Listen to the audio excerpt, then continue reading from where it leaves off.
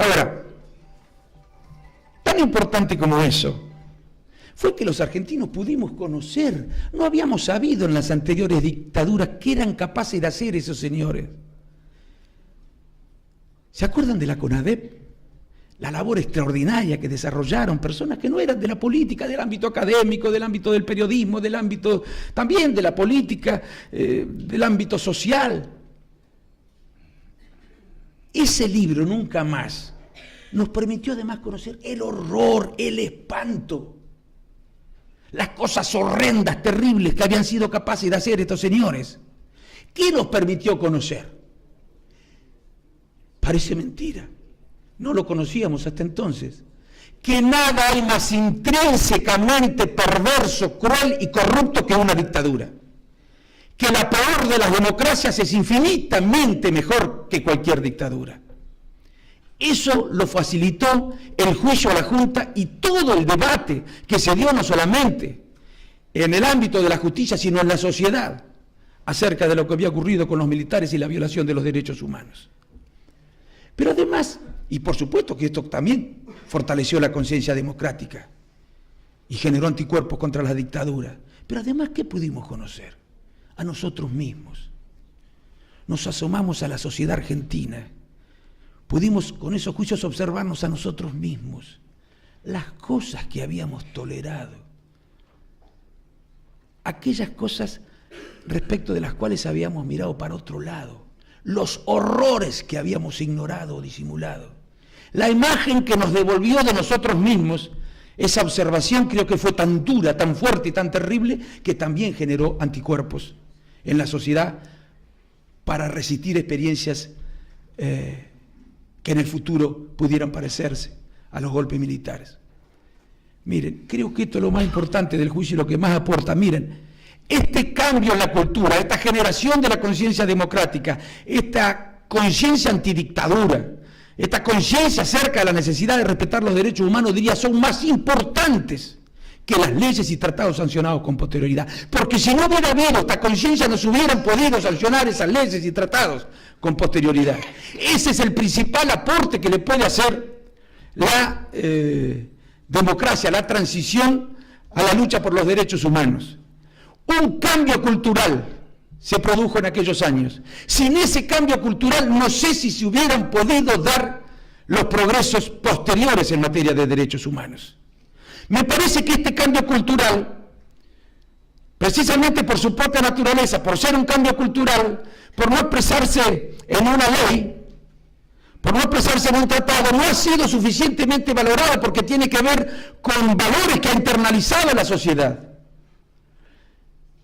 No ha sido suficientemente apreciado. La importancia que tuvo esa transición en términos de cambio cultural, de una ruptura en la cultura argentina y en la generación de anticuerpos contra las dictaduras. Fue un aporte fundamental de la democracia para terminar con las dictaduras. Termino con lo siguiente. Quiero mencionar algunas cosas que se hicieron también, ya no solo el cambio cultural, el juicio, sino, por ejemplo, Horacio lo mencionó, la firma y ratificación de la Convención Americana sobre los Derechos Humanos. Fue muy importante eso. O el Pacto de San José de Costa Rica, como quieran llamarlo. Eso, ¿saben qué nos permitió, además de incorporar a nuestro derecho positivo nuevos derechos humanos? Eso nos permitió extender al ámbito supranacional la defensa de los derechos humanos.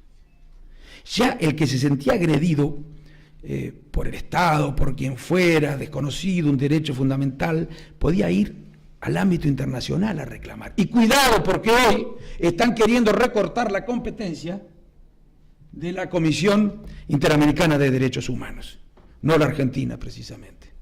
Pero saben que Ecuador, Brasil y Venezuela quieren recortar la competencia y creo que el CELS en esto también ha tenido una posición muy clara, si no me equivoco. Quieren recortar la competencia de los derechos. El Pacto Internacional de Derechos Civiles y Políticos. La incorporación a la Constitución es obra nuestra. La constitucionalización, la equivalencia entre estos tratados y la Constitución. El rango constitucional que se le daba a estos tratados. en el campo del derecho civil. La igualdad de los hijos matrimoniales con la de los hijos intramatrimoniales. El divorcio. La patria potestad compartida. No se recuerdan estas cosas. Terminamos con esa machismo que le obligaba a la mujer a llevar el apellido del hombre. Y logramos una justicia independiente. Y acá está uno de los jueces que nos honra, más allá de que también puedo tener yo diferencias con algún fallo, que no lo recuerdo en este momento, pero lo digo para que no crea alguien que soy muy obsecuente. Pero la verdad que no lo recuerdo, no lo he leído. Pero es un hombre que nos honra. Es seductor como el padre. No, le digo, termino. Porque así como decía antes que no puede haber, que cuidado, que no se puede analizar solo los problemas de la policía en la provincia, si no nos ponemos a pensar qué pasa con las instituciones, con el poder judicial, con el poder legislativo, con los poderes políticos, qué tipo de ciudadanía existe en cada una de las provincias. Por ejemplo, si en alguna de esas provincias se los encierra antes de ir a votar y se les retiene el documento.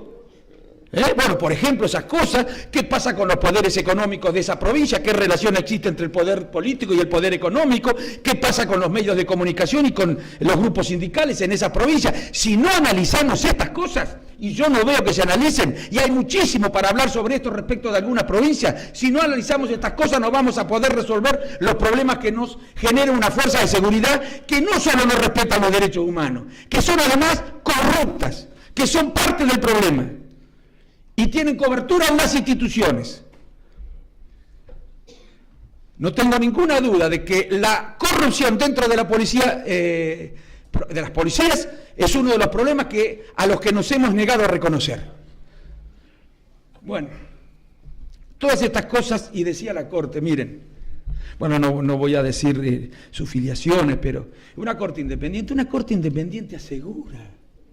A ver, la República, las instituciones no solamente nos aseguran contra las tiranías, nos aseguran también contra la corrupción, en la medida en que funcionen, naturalmente, en la medida en que sean independientes del poder político y del poder económico, contra la corrupción, contra la confusión entre el partido y el gobierno, contra la confusión entre los intereses privados y los intereses generales, y nos protegen contra los abusos del poder, contra las violaciones a los derechos humanos, que no todas son esas violaciones, no todas tienen que ver con el asesinato, con la tortura.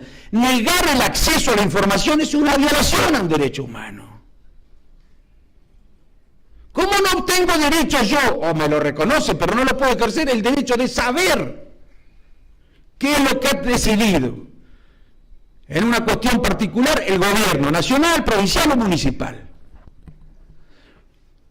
Una justicia independiente y un parlamento independiente y una prensa independiente es fundamental para poder...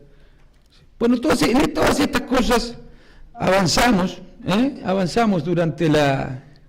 durante también la ley de cupo, que nos genera bastantes problemas en los partidos. El 30% para las mujeres, habrá que darle, Sofía, el 50% en algún momento, y tal vez, no sé, bueno, es el mínimo el 30%, bueno, sí. Así que bueno, yo quería sencillamente terminar con esto, decir que la dictadura, la democracia, quizás el principal aporte que hizo más allá de las leyes es este cambio cultural, valores que fue capaz de incorporar la sociedad a partir de la experiencia democrática, que resultan fundamentales como anticuerpos para luchar contra las dictaduras y contra la violación de los derechos humanos en el futuro. Muchas gracias.